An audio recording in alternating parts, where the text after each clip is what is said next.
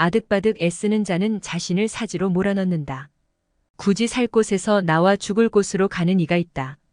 이 세상에는 생기 있게 살아가는 이가 전체의 사말이고 살았으나 죽은 것과 같은 이가 전체의 사말이다.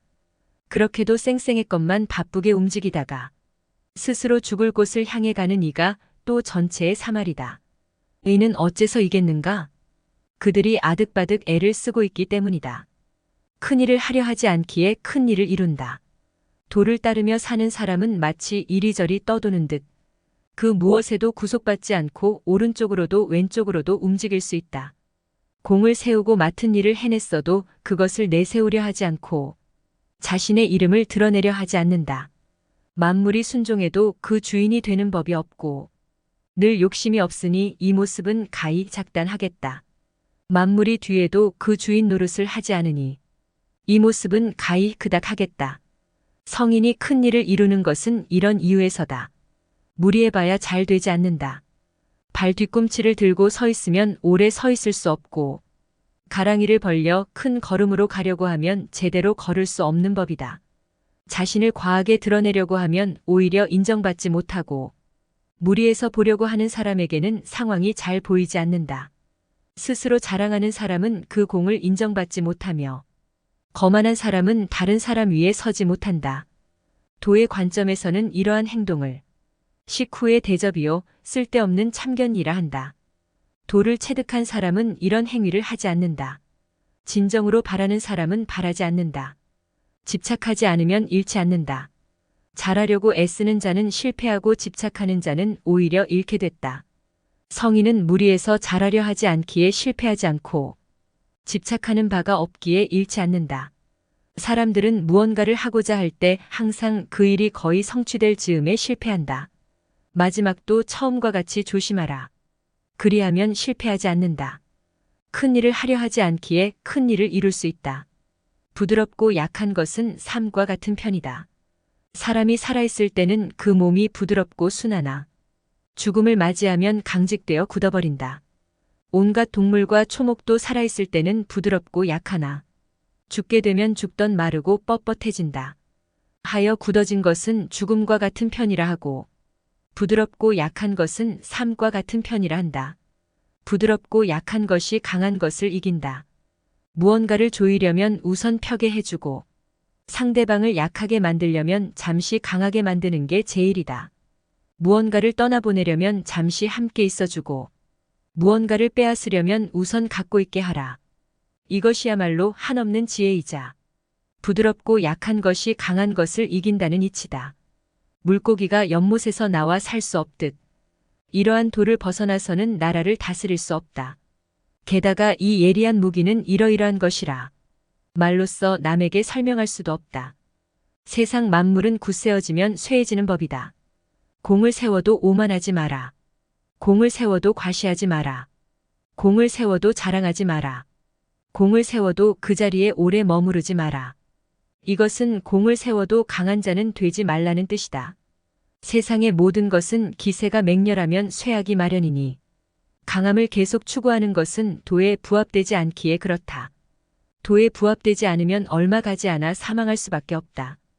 유약한 것이 도리어 위에 놓인다. 무기가 강하기만 하다고 해서 이길 수 없고 나무가 단단하기만 하면 오히려 부러지게 된다. 강하고 큰 것은 아래에 놓이고 부드럽고 약한 것은 도리어 위로 올라가는 것이 거스를 수 없는 자연의 섭리다. 지혜로운 자는 극단적인 것을 피한다. 그래서 다음과 같이 말하는 것이다. 천하를 차지하고자 이를 도모하려는 생각은 내가 보기에는 당치 않다. 무릇 천하란 신비로운 집합체여서 그런 수작을 용납하지 않는다. 천하는 신성한 것이어서 인위적으로 지배할 수 없다. 억지로 이를 도모하려 들면 그 계획이 망가지고 집착하면 잃게 될 것이다. 세상의 모든 일은 홀로 나아가면 따라잡히고 달아오르면 눌리고 강해지면 꺾이면 쌓이면 무너진다. 하여 이러한 도를 아는 사람은 극단인 것, 과분한 것, 호사스러운 것을 피한다. 정말로 완전한 것은 오히려 모자란 듯 보인다.